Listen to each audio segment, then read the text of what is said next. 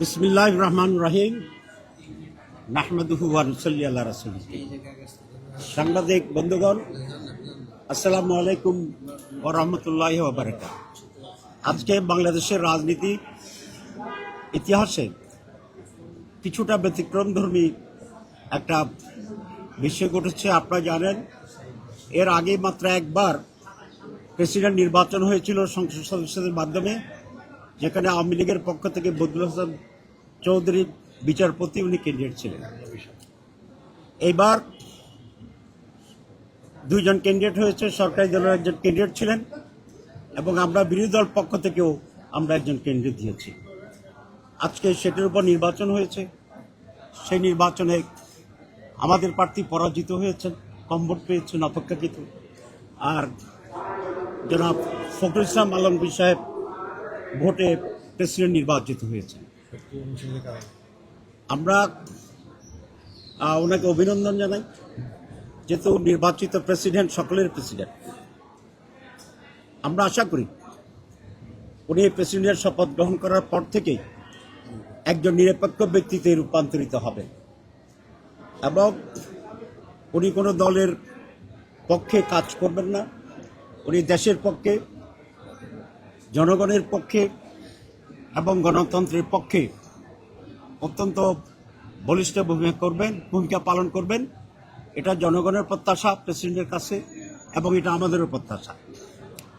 আজকে যে নির্বাচনটা হয়েছে সেখানে এমপিরা দলের বাইরে গিয়ে নিজের পছন্দের ক্যান্ডিডেটকে ভোট দেওয়ার সেই সুযোগটি ছিল না। যদিও আমরা জুলাই যে ম্যান্ডেট তৈরি করেছি, সনদ তৈরি করেছি, সেখানে প্রস্তাব ছিল যে শুধুমাত্র অনাস্থা প্রস্তাব ছাড়া আর সকল বিষয়ে যে কোনো এমপি স্বাধীনভাবে তার মতামত পেশ করতে পারবে এবং বাজেটের বিষয়টিও শুধু আছে দুটি। কিন্তু এখন পর্যন্ত যেহেতু জুলাই সনদটি পার্লামেন্টে পাশ হয়নি, সে কারণেই আমরা এই 70 অনুচ্ছেদ অ্যামেন্ডমেন্ট হয়নি এবং সে কারণেই যারা ভিন্নমত পোষণ করে তাদেরকে ভোট দেওয়ার সেই সুযোগটা আমরা দিতে পারিনি। এই জন্য আমরা দুঃখিত, কারণ গণতন্ত্র চর্চার জন্য মাননীয় এমপিদের একটা স্বাধীন মতামত দেওয়ার এই সুযোগ থাকা অত্যন্ত দরকার। অবশ্য আমরা এই নিয়ে আমাদের আন্দোলন অব্যাহত রেখেছি। আমরা এখনও জুলাই সনদ বাস্তবায়নের জন্য আপনারা জানেন যে আমরা মাঠে আছি এবং ইতিমধ্যেই একটি লং মার্চও ইতিমধ্যে আমাদের কর্মসূচি ঘোষণা হয়েছে।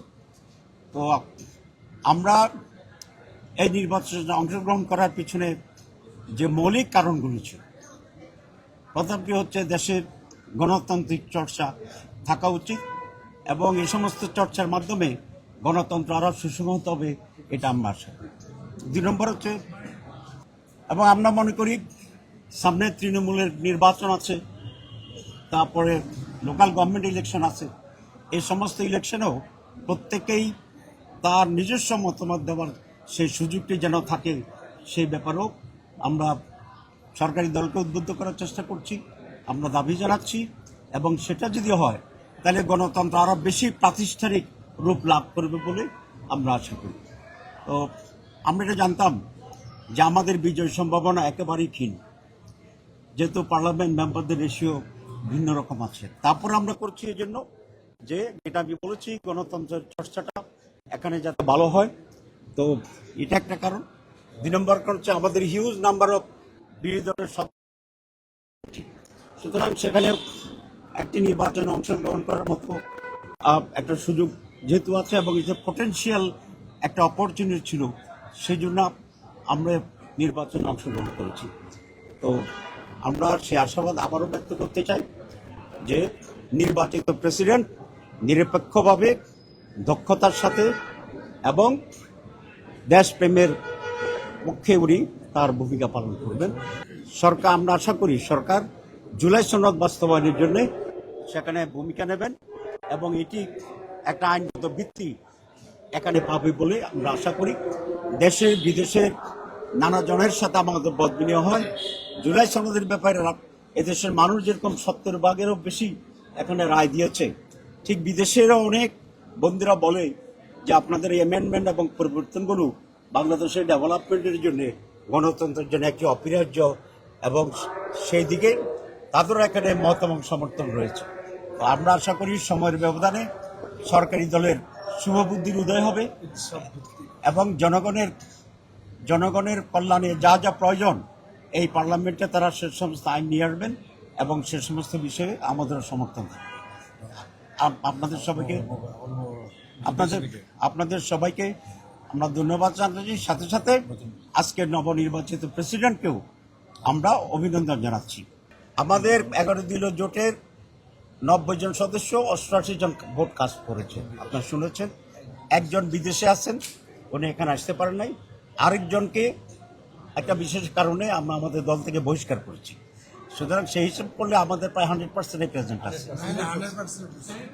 আসলে এখানে খুব বেশি কিছু খরচ হওয়ার মতো বেশি কিছু নাই, কারণ কিছুটা হয়েছে, এটা নেগলিজিবল, নাম্বার 1। নাম্বার 2, গণতন্ত্র চর্চা করতে গেলে কোনো কর্মসূচির জন্য যদি টাকা খরচ হয়, এই টাকা তো আমাদের খরচ করতেই হবে, কারণ আমরা জাতীয় নির্বাচনে তো কোটি কোটি টাকা, শত কোটি টাকা, তারও বেশি নির্বাচন খরচ হচ্ছে।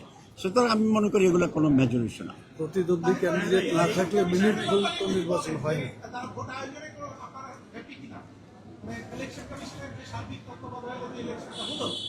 আমরা ইলেকশন কমিশন যেরকম জাতীয় নির্বাচনে কিছুটা কারচুপির পক্ষে ভূমিকা নিয়েছিলেন, এখানে সেরকম হয়েছে বলে মনে হয় না।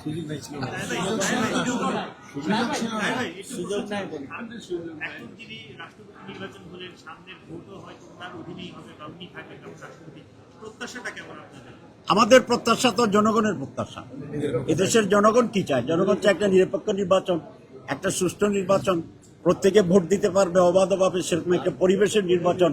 তো সেই জন্য আমরা সেই প্রত্যাশা করি যে উনি এখন থেকে কোনো দলকে প্রতিনিধিত্ব করবেন না, উনি নিরপেক্ষ থাকবেন এবং নির্বাচন নিরপেক্ষ হবে, এই ভূমিকা উনি নেবেন। না হলে উনি জাতির কাছে বিতর্কিত হবেন। বিদ্যমান সংবিধান 70 অনুচ্ছেদের বাধ্যবাধকতা এবং দলীয় একজন ব্যক্তির সাথে রাষ্ট্রপতি নির্বাচিত হবে, তিনি যত আজকে থেকে রাষ্ট্রের অভিভাবক হিসেবে দায়িত্ব পালন করেন। আপনাদের প্রত্যাশা অনেক। আপনি কি মনে করেন দলীয় বিধিবিধানের মধ্যে থেকে মাত্র 2টা বিষয়কে হাতে রেখে ওনার পক্ষে, জনগণের পক্ষে বা স্বাধীনভাবে কাজ করা সম্ভব? প্রথম কথা হচ্ছে, আমরা তো সেই কারণে জুলাই সনদ অ্যামেন্ডমেন্ট চাচ্ছি, অ্যাপ্রুভাল চাচ্ছি, যাতে করে এই কষ্টটি আর তৈরি হওয়ার সুযোগ হবে না। আর 2 নম্বর হচ্ছে, যিনি রাষ্ট্রপতি হবেন শপথ নেওয়ার সাথে সাথে এইটাই ওনার একটা পবিত্র দায়িত্ব, নিজেকে নিরপেক্ষ জায়গায় নিয়ে যাওয়া। যদিও এটা সহজ হবে না, কিন্তু আমি মনে করি ফখরুল আলম সাহেবের মতো লোক যদি সিনসিয়ার হন, সিরিয়াস হন, তাহলে এটা ওনার পক্ষে সম্ভব হবে। Thank you very much.